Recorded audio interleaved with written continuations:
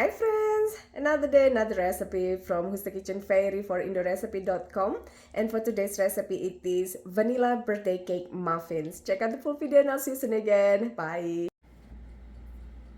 So for the dry ingredients, this is 2 cups of flour, half cup of sugar, 2 tablespoons of little bits, 1 pouch of vanilla sugar, and 1 tablespoon of baking powder, also a pinch of salt.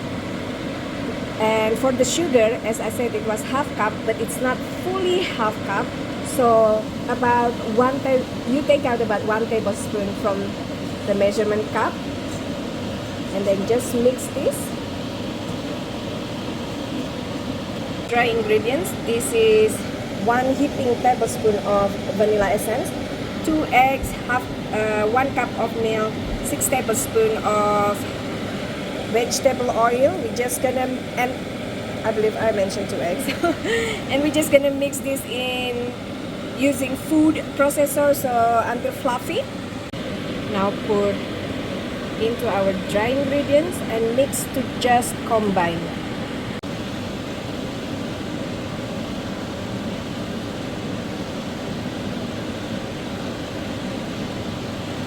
Now pour or divide batter into 6 greased muffin cavities.